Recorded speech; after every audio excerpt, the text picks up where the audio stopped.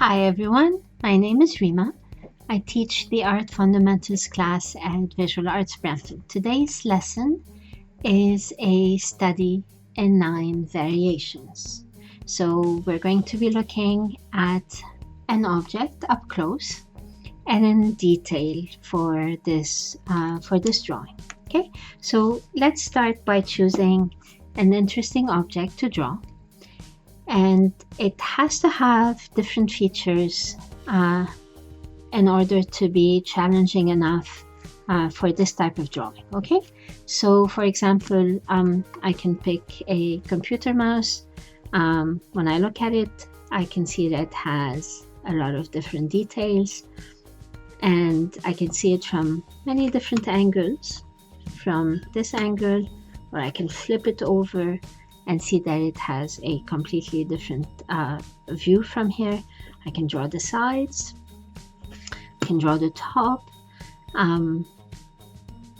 If I zoom in, it will give me some interesting sections to draw. So that's an option.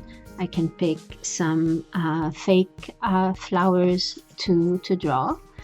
These are very nice with lots of different details in them. I can pick a toy, I can pick a pair of scissors, or even this screwdriver. It's not great, but it has enough different features that I can do that. Now these are all examples for you to draw. They don't necessarily have to be what you choose, okay? But this is what I'm choosing.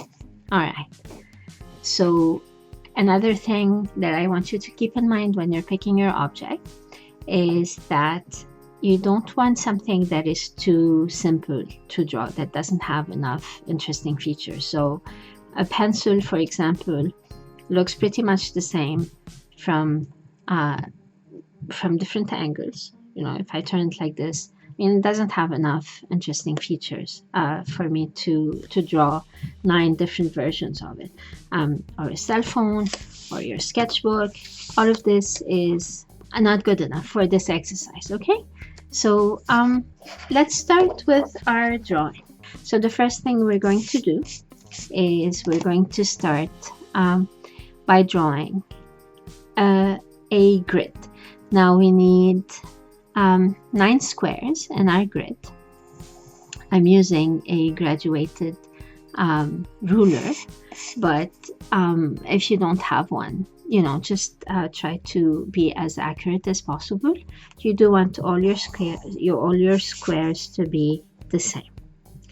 So mine is easy here because I just need to line things up, and I can do a grid with 9 different squares that have sides that have 5 centimeters for their sides. Okay, there we go.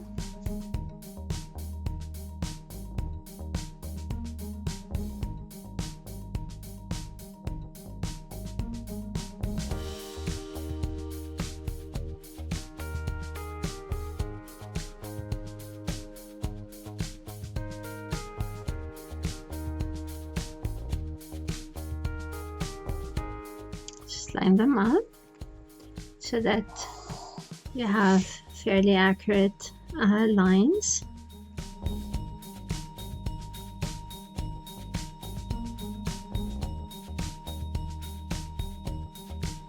And do the same for the horizontal lines.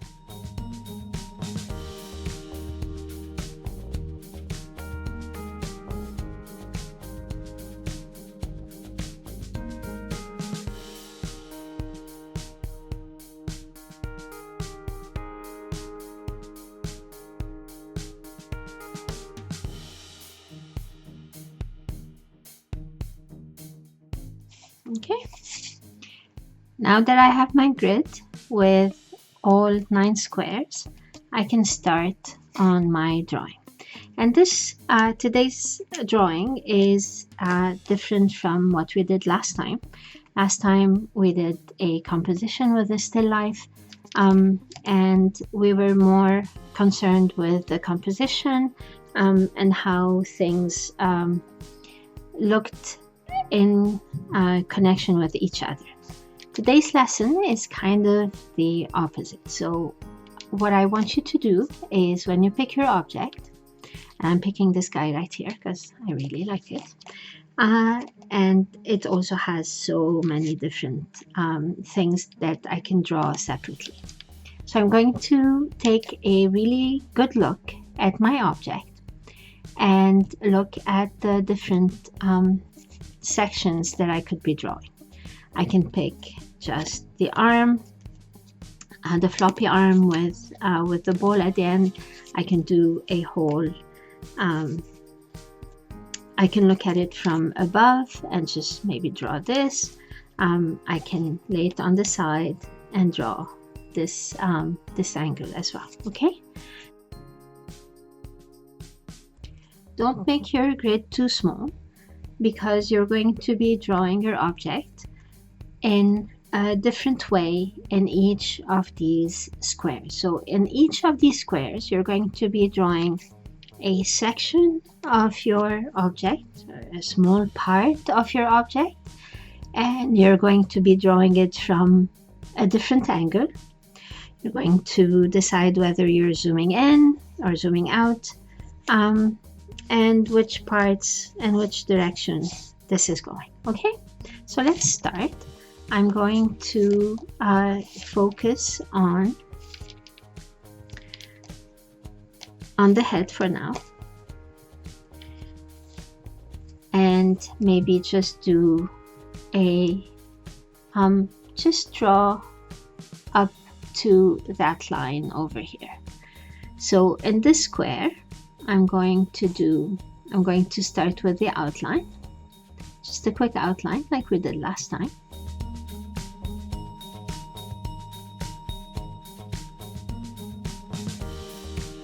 And start drawing some of the details that I'm seeing. Now, in this drawing project, we really want to pay attention to all the details. The outline is going to happen quickly, but what I want to pay attention here is to capture all of the lines that I'm seeing. So first, the outline, then the details. And it's important to figure out your proportions. Okay, so I zoomed in to the head. My drawing is much bigger than the actual head. And that means I have to figure out how much of the head is going to be included in my drawing. If I'm measuring correctly, I think all I need to do are the eyes over here. That's enough. That's a pretty good proportion. This is what I'm seeing.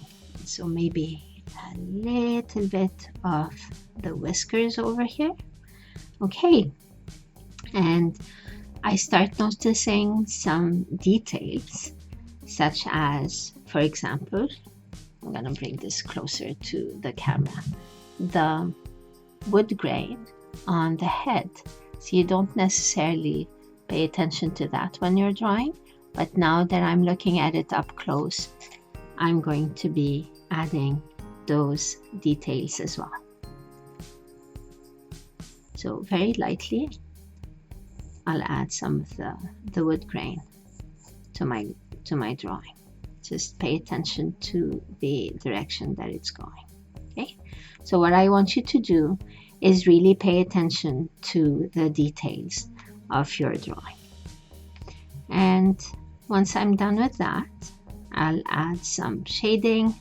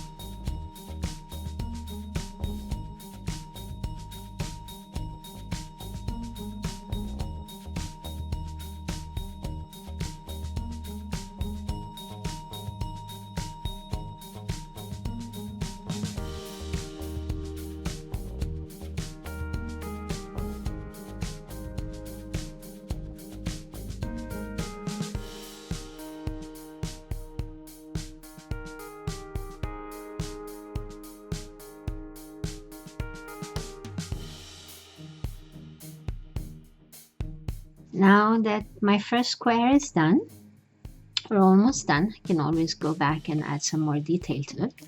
I'm going to take another look at my subject here and decide what other parts am I going to draw, or how am I going to draw this this particular toy. This helps me to see much more detail than I would if I wasn't looking up close. If I wasn't looking to draw different parts, I would see this differently. Okay, so I'm focusing up close, and I kind of like that part over here. So I don't know if you can see it like this. All right, so just going to move my toy like that, and maybe start with this interesting circle here, which is more of an ellipse. So see, this is automatically different because I'm using a different perspective, and I zoomed out of my object, whereas in the first square I zoomed in, and the second square I'm going to zoom out and try to get the details that look interesting to me.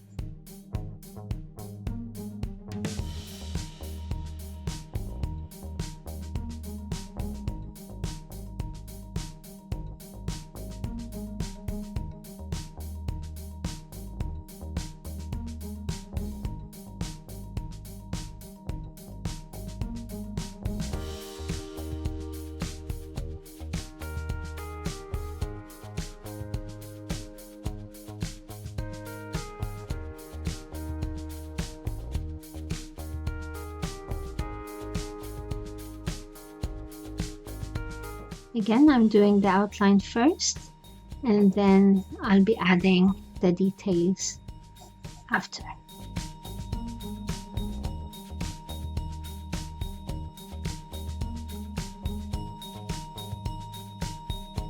I can't put all of the toy in this one square, and that's okay, because that's the object, that's the objective, that's the goal that we have for this lesson.